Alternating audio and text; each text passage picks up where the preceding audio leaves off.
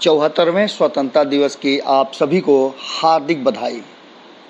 देश की आज़ादी के आज 74वें स्वतंत्रता दिवस पर सभी देशवासी खुशहाल और आज़ादी का जश्न मना रहे हैं। इसी बीच में आपको बता दें कि राजनीति में भी कोई कमी नहीं आ रही है, न ही कोरोना अपने प्रभाव से थोड़ा भी कम हुआ है। सरकार के दावे बहुत हैं, लेकिन इन सब में बिहार और बिहार की राजनीति बहुत तेज़ी से बदल रही है। नमस्कार, भोरे भोर में आपका बहुत बहुत अभिनंदन करते हैं। जैसा कि हमारा और आपका संबंध है, हम हर उस खबर के साथ आपसे जुड़ते हैं जो आपसे सीधा सरोकार रखती है। बिहार में चुनाव होने वाले हैं और चुनाव को लेकर के तैयारियां हर तरह से हो रही है। आपके मन में भी बहुत सारे सवाल होंगे, आप इंतज़ार कर रहे होंगे कि इस बार कौन से प्रत्याशी को वोट दिया जाए, कैसे बिहार का विकास होगा और कैसे आपके आने वाले पीढ़ी के साथ साथ वर्तमान भी सुधरेगा।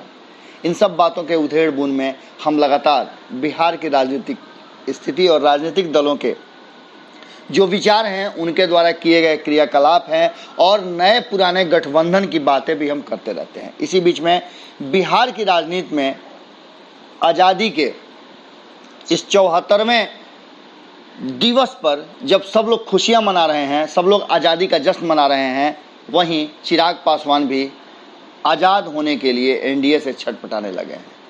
आपको हमने खबरों के माध्यम से बताया था कि किस तरह से ये लगातार नीतीश कुमार और चिराग पासवान के बीच में द्वंद्व चल रहा है। एनडीए के भीतर इस द्वंद्व को शांत करने का अब तक जितना भी प्रयास किया गया होगा, वो सारे प्रयास कहीं भी फलीभूत होते नजर नहीं आ रहे हैं। जैसा कि आप सभी देख रहे हैं कि लगातार चिराग पासवान नीतीश कुमार के क्रियाकलाप पर उंगली उठा रहे हैं और इतना ही नहीं, उन्होंने तो साफ तौर पे ये कह दिया है कि भारतीय जनता पार्टी को इनिशिएटिव लेते हुए आगे बढ़ करके, चूंकि बड़ी पार्टी है और बड़ा जनाधार है, नीतीश कुमार पर अंकुश लगाना चाहिए। जैसा कि आप सभी जानते हैं, नीतीश कुमार को भारतीय जनता पार्टी ने कप्तान बना दिया है और एक कप्तान की जिम्मेवारी होती है वो पूरी टीम को एक साथ लेकर के चले। इस बात का इंतजार भारतीय जनता पार्टी भी कर रही है और एलजेपी भी कर रही है। इसके पीछे अंदर बहुत सारे रहस्य और बहुत सारी स्थितियां सामने हैं। आपको याद होगा कि नीतीश कुमार हर हाल में उन सारी संभावनाओं को और रणनीतियों को अपने पक्ष में रखना चाहते हैं जो उनके हिसाब से आगे बढ़े, यानी कि सत्ता और चुनाव दोनों ही नीतीश कुमार के लिए, खास करके बिहार की बात करें तो बहुत ज़रूरी होती है, क्योंकि अपने हिसाब से वो चीज़ों को समय के हिसाब से अगर ज़रूरत पड़े तो परिवर्तन करने का मादा रखते हैं और उतनी संख्या भी उनकी हो। 2015 में आपने देखा कि किस तरह से ज़रूरत पड़ने पर महागठबंधन बनी और महागठबंधन में नीतीश कुमार को जैसे ही महसूस हुआ कि वो इसमें घुटन महसूस कर रहे हैं या फिर उनके लिए समस्याएं आगे चल करके हो सकती हैं, उन्होंने तुरंत अपने हिसाब से फैसला ले लिया और भारतीय जनता पार्टी तो पलक पावड़े बिछा करके खड़ी थी नीतीश कुमार के इंतजार में। बार बार नीतीश कुमार ने बिहार में खुद को प्रमाणित किया है।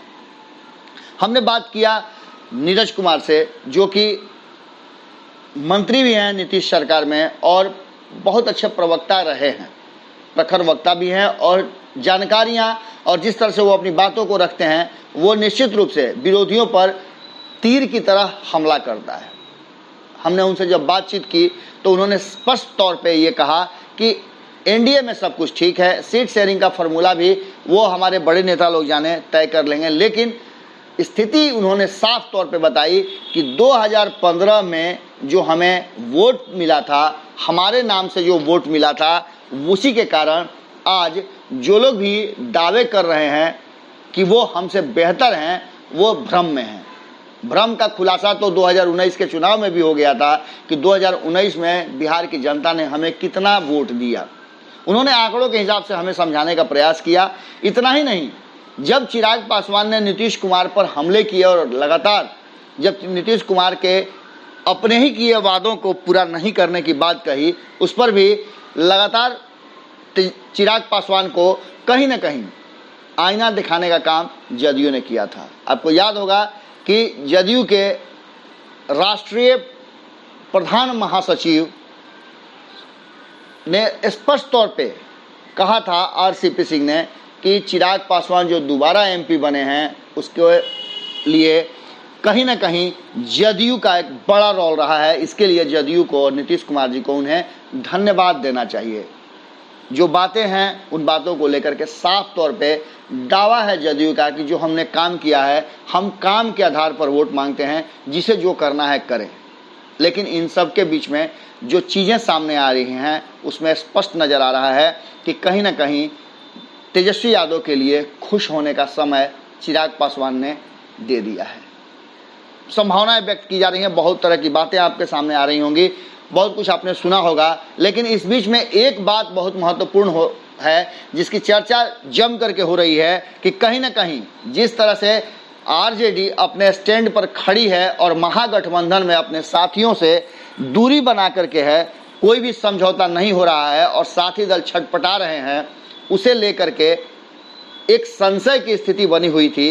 अब चिराग पासवान ने जिस तरह से एनडीए में अपना रुख खड़ा किया है और अचानक से वो भारतीय जनता पार्टी से बातचीत करने के बाद जब चीज़ों पर समझौता नहीं हो सका, उन्हें लगा, तो उन्होंने आपात बैठक पटना में बुलाई है और दिल्ली से पटना की तरफ कुछ कर गए हैं।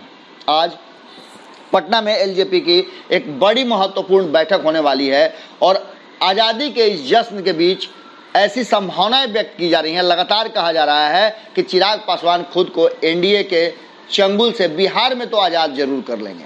केंद्र में उन्होंने साफ तौर पे कहा था कि उनका गठबंधन भारतीय जनता पार्टी से है, न कि जदयू के साथ है, नीतीश कुमार के साथ है। अब बिहार में चिराग की रोशनी से अगर लालटेन रोशन हो तो आप इस बात को अन्यथा न लीजिएगा, क्योंकि इसकी शुरुआत तो बहुत पहले से चल रही है। आपने देखा होगा कि किस तरह से महागठबंधन के कई घटक दल बड़ी नाराज चल रहे थे।